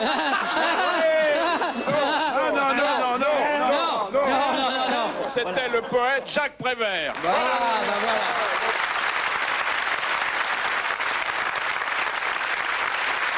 Question de Madame Masson. Pour quelle raison Marguerite Gauthier ne supportait-elle comme fleur que les camélias? Elle a été tuberculeuse. Elle était tubarde. Elle s'en faisait tousser. Le Eh oui, elle pollen. était allergique. Le pollen des autres fleurs la faisait tousser et comme elle était, comme on disait à l'époque, phtisique, elle préférait les camélias qui n'ont pas d'odeur. Bonne réponse de Philippe Castelli.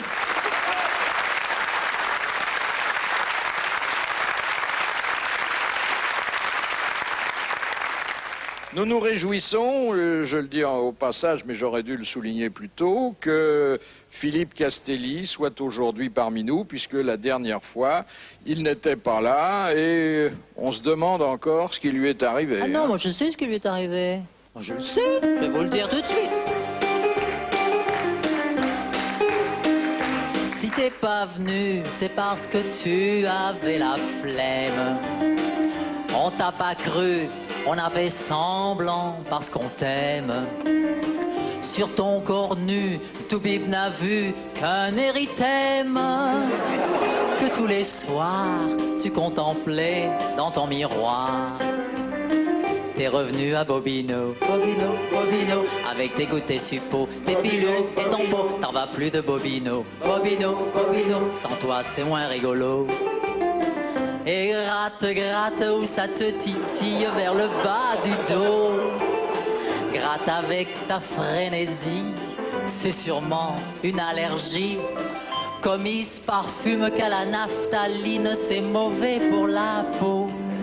Et comme ça le rend chatouilleux, des fois ça le rend amoureux.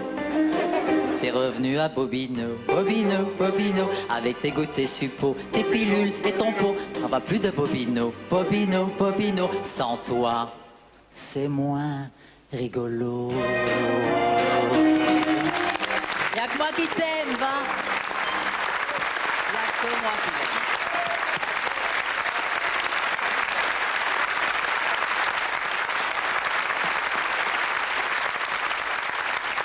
Question de Mademoiselle Motta de l'Aigle.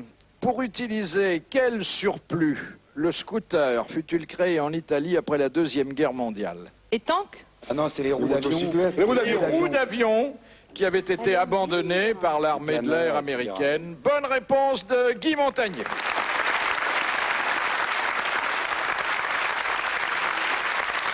Oui, c'est le propriétaire d'une grande écurie de course qui rentre chez lui et il trouve sa jeune épouse au lit avec son premier jockey. Vous êtes viré, c'est la dernière fois que vous montez pour moi.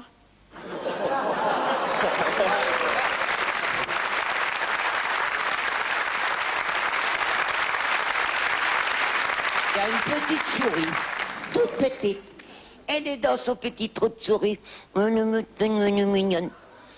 Elle passe la tête de trou de souris et puis elle voit dans le fond de la pièce une table avec un gros morceau de fromage. Oh, elle dit, je vais me faire le fromage. Et au moment où elle va sortir, elle entend un miaou effroyable. Elle entend miaou. Au bord du trou, il y a un énorme chat.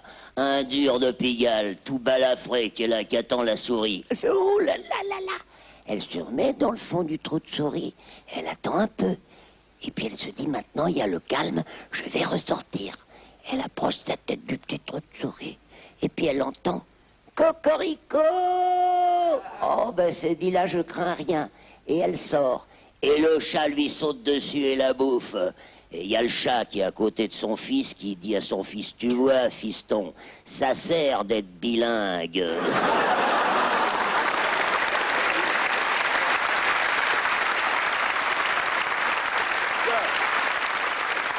Tu parlais de fromage à l'instant. Vous savez comment on dit fromage fort en Belgique? Fromage!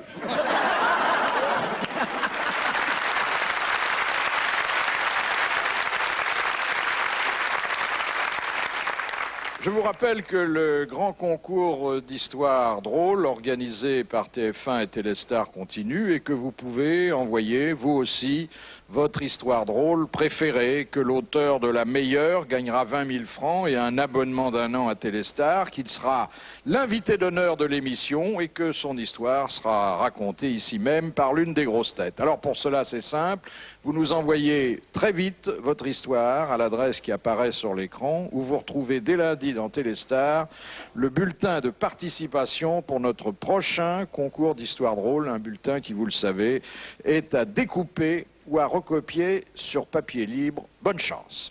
Question de Madame Nelly de Marignane. D'après le Coran, quels sont les 3 sons qui rendent un homme heureux? Le ro? Non. La cloche? L'appel du muezzin? Non, vous savez que c'est un livre qui est à la fois religieux et poétique que le Coran. Bon, alors il dit que, et là on ne peut que souscrire, même si on est d'une religion différente, que ce qui rend le plus un homme heureux, c'est la musique. Hein? La musique. La musique du loto. Le million, le million, le million. Le rire de ses enfants. C'est le rire des enfants. Non. Le rire du sergent. Le rire de sa femme. Alors, c'est pas le rire. L'orgasme de sa mais femme. Mais non, pas l'orgasme. Le doucement de sa La voix de la femme aimée. La voix de la femme aimée. Ensuite, et là, il suffit, on peut être célibataire, il suffit d'aller dans la nature. Le chant des oiseaux. Le chant des oiseaux. Non. Le bruit d'une rivière. Le bruit de la mer. Le chant de pommes de terre. Le bruit de la nature. Le vent dans les arbres. Une rivière qui coule. Le bruit de la nature. Le murmure de l'eau. La mobilette. Vous l'avez dit. Le murmure de l'eau, le bruit de la rivière. Voilà. Et enfin, et là, nous rejoignons Harpagon. Le bruit de l'argent, la monnaie. Exactement. Le carnet de tintement de l'argent ou même de l'or, dit le Coran. Donc la voix de la femme aimée, le murmure de l'eau et le tintement de l'or. Bonne réponse collégiale mixte.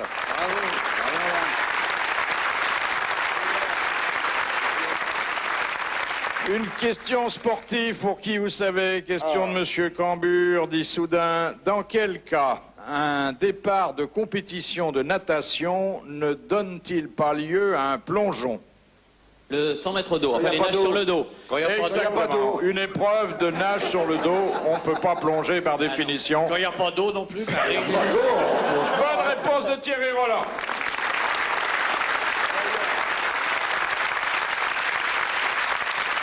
Une histoire que j'aime beaucoup, c'est les Jeux Olympiques des grands blessés de la route. Alors il y a un Belge qui est là, il a juste une jambe et un bras. Il attend, c'est pas le même jambe et c'est pas le même bras, alors il est en position un peu difficile. À côté, il y a un Français qui a plus de jambes, il a juste 2 bras comme ça pour plonger. Et le troisième, c'est un Italien, il a plus de jambes et plus de bras. Alors au coup de feu du starter, on leur pousse dans le dos, il tombe à l'eau. Le Belge il tourne un peu rond. Le Français, il a juste la tête là. Il arrive, bon, premier le Belge, deuxième le Français, on les sort, il y a 15 mètres à faire. On leur met un peignoir, bravo, médaille d'or, médaille d'argent. Oui, il a l'Italien. Putain, il a coulé juste en bas du ponton. Il le sort, il est gonflé comme ça, il le secoue, il y a des oursins qui tombent, de l'algue, des os. De l'eau, il lui appuie 2 baffes dans la gueule, il y a un crapaud qui ressort, il a encore un bigorneau et tout. Il n'en peut plus, il lui appuie sur le ventre, il y a encore de l'eau qui sort, il est là. Il dit, mais qu'est-ce qui s'est passé, toi? Il dit, ma, c'est gentil de m'avoir appris à nager avec les oreilles. Mais pourquoi vous m'avez mis un bonnet?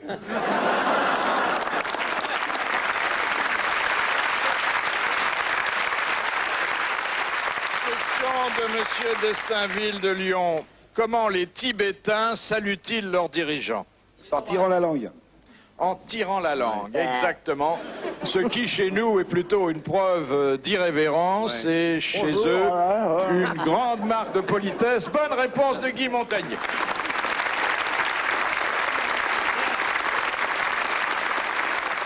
Il y a la petite vieille qui est dans le train. Il est... Alors tout le monde fait, mais qu'est-ce que vous faites, madame? Je cherche ma boulette. Votre quoi? Ma boulette. Votre boulette, alors tout le wagon est là, cherche la boulette partout. On n'a pas trouvé de boulette, madame. Oh, ben c'est bien dommage. Oh, ma boulette. Bon, ben tant pis, je vais en faire une autre.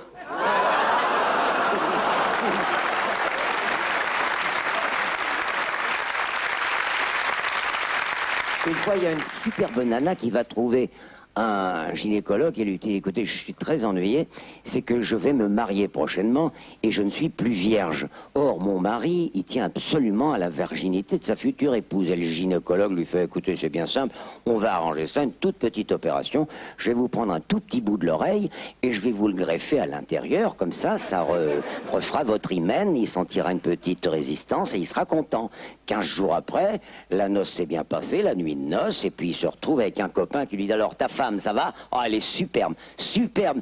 Il y a juste un truc qui m'ennuie, c'est quand je lui dis des mots d'amour à l'oreille, elle lève la jambe droite et elle fait, qu'est-ce que tu dis, chérie? Et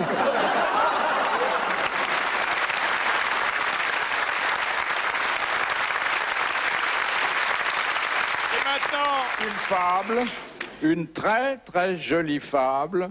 Ça y est, il va nous la vendre, attends. Le clodo et le pied noir. Notre Enrico, dans le quartier du Sentier, tenait sous son bras un costard. Un gros clodo, complètement éméché, s'approcha de lui au radar. Oh, salut, tiens, c'est Enrico. Comme ton sourire est beau. Moi, je n'ai que du chicot. Je peux manger que du potage. Tu vas voir tes plombages pour se faire. Chante-moi quelque chose. Oh, mon roi. À ces mots, Enrico ne se sent plus de joie et chantant de sa plus belle voix, j'ai quitté mon pays, j'ai quitté ma maison.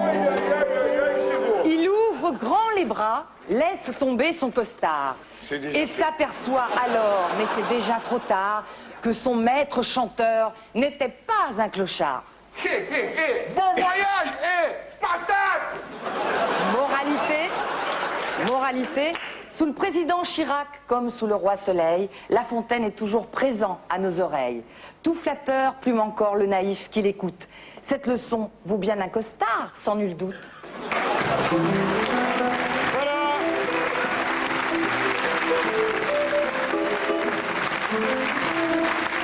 dernier entracte publicitaire avant de retrouver vos grosses têtes.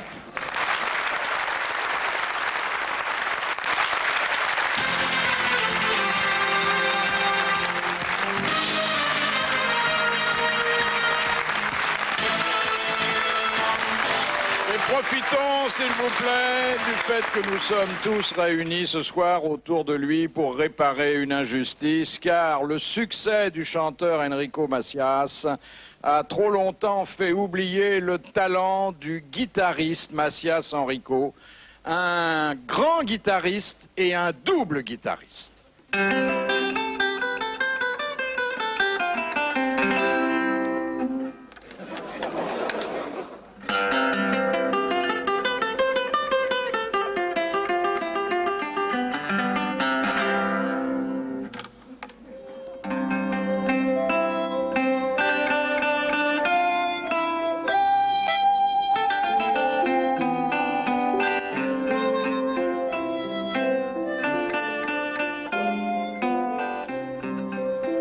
C'était la grande époque de Mireille.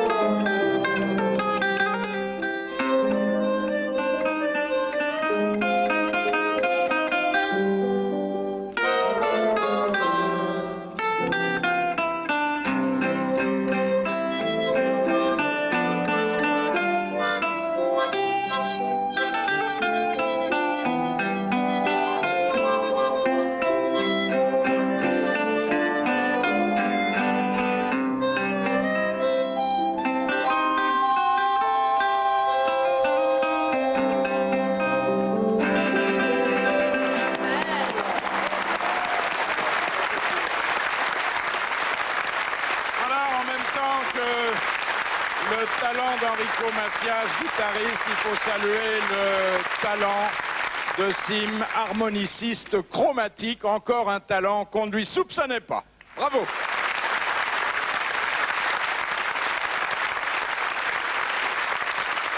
Il y a un représentant de commerce, Gérard, toujours le vendeur, qui est très doué, très doué.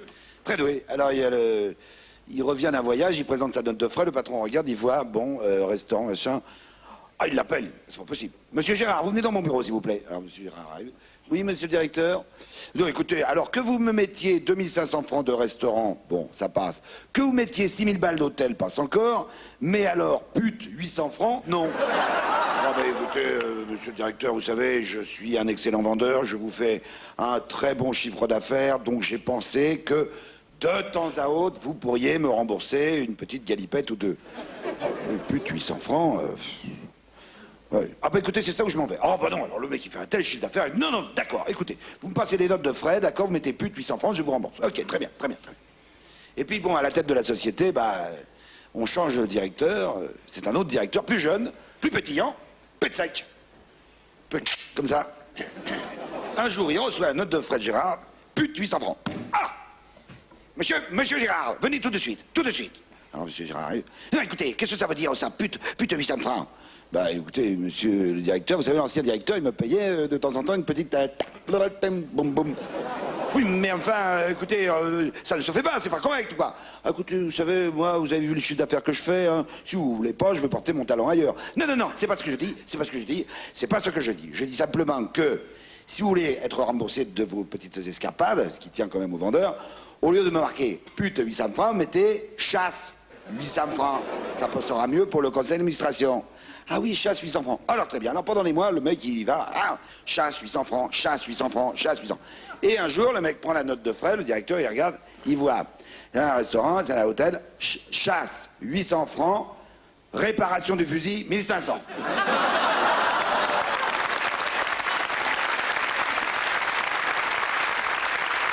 Il y a une histoire pour Enrico Macias. C'est dans l'estaminet d'un vieil antiquaire juif qui a 87 ans. Il est vraiment des cheveux gris et des dents qui lui manquent. Il est là, il frotte une vieille lampe à huile qu'il a achetée, qui est très belle. Tout d'un coup, il y a un génie qui sort. Il dit, ah, monsieur le génie, c'est magnifique. Tu frottais cette lampe à huile, j'étais enfermé dans cette lampe à huile, tu m'as libéré, fais un vœu, il sera exaucé. Oh, monsieur le bon génie, alors là, je vous demande quelque chose. Je voudrais qu'il y ait la paix, mais vraiment la paix tout le temps dans mon pays, qu'il n'y ait plus jamais de guerre. Je lui dis, si tu veux, c'est quoi ton pays? Israël, monsieur le bon génie. Israël. Je vois pas où c'est. T'as pas une carte? Il sort une carte, il dit, c'est là, monsieur le bon génie. Oh la vache, il dit, génie. Oh là là. Dis donc, t'es mal entouré, la Syrie, le Liban, l'Égypte. Non, t'as pas un autre vœu? Ben, il dit, si, je viens de me marier avec une petite fille, elle a 17 ans, elle est mignonne comme tout. Moi, j'ai 89 ans, je suis un peu... Et elle veut pas me faire de gâterie. Pourriez pas, monsieur le bon génie, lui demander qu'elle me fasse une gâterie? Il fait une gâterie? Pour toi, elle a quel âge? 17 ans. Redonne-moi la carte.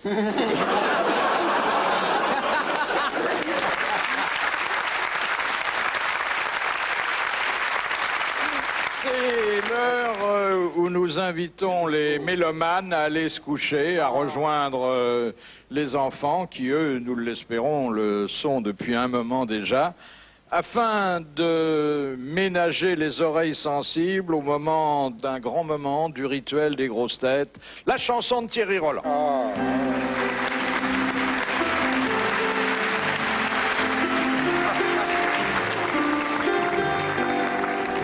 Quand mes parents se penchaient en riant sur le petit lit du beau bébé que j'étais, ils chantaient « T'es beau Thierry ».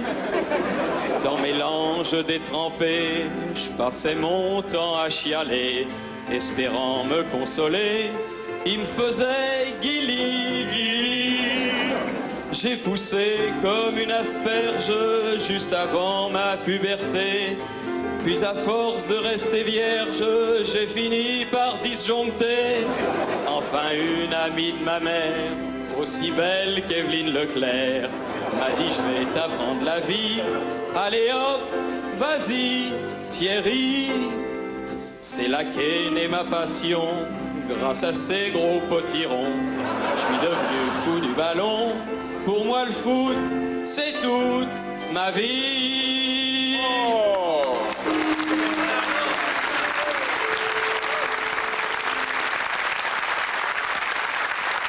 J'ai fait le compte, mon cher Thierry, depuis que vous participez mélodieusement aux grosses têtes. Jacques Anaclet vous a écrit 8 chansons. Eh bien, avec 8 chansons, vous pouvez déjà accepter des galas en province. Et vers 10 chansons, vous ferez l'Olympia. Bravo Thierry. Merci Thierry. J'en ai une, alors, qu'est-ce qui est rouge et qui pue la moule? Je sais. C'est le bonnet du commandant Cousteau.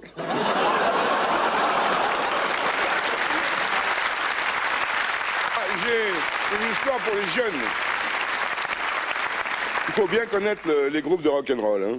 Quel est le groupe préféré de Greenpeace? Le groupe de rock'n'roll préféré de Greenpeace? Groupe électrogène. AC/DC. CDC.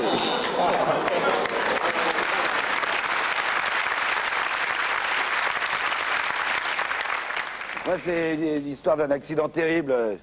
Mec qui roule sur la route. Paf! 3 bagnoles. Hop, les 3 mecs qui remontent arrivent au paradis. Alors, il y a un juif.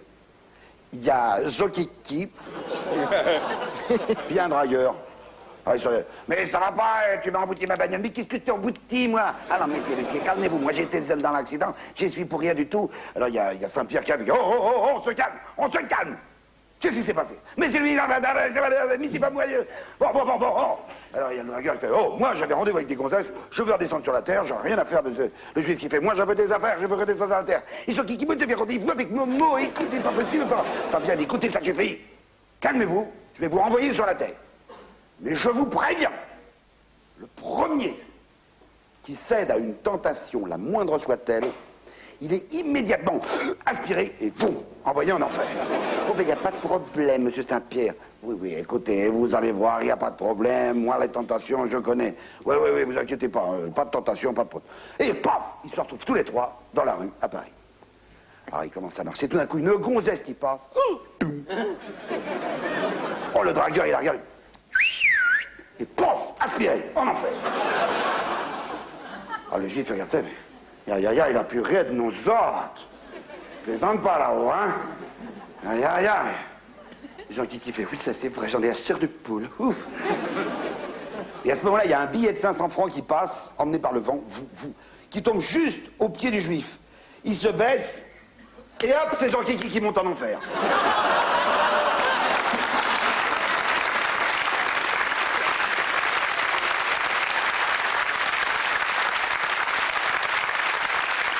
Alors, on va faire comme d'habitude, c'est le moment du grand final, et le grand final va rassembler toute la troupe.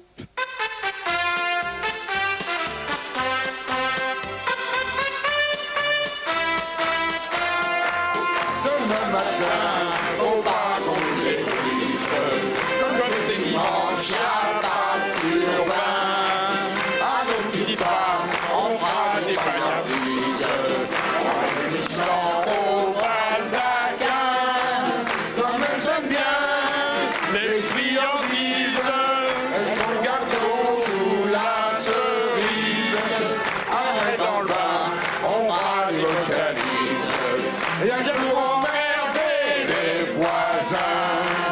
On aura des petits jeux coquins et on rigolera comme des gamins. Il y aura Guignol et son bourdin, il faut pas mourir à dessin.